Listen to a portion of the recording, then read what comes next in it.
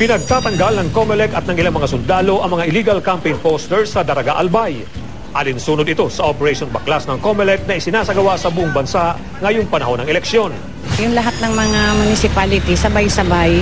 Tapos, maipakita na yung mga tinatanggal namin, yung mga wala outside of the poster area, yung mga puno, yung mga poste. Nakasaad sa RA 9006 o Fair Election Act na bawal magpaskil ng election posters sa mga pampublikong gusali, poste ng kuryente at puno.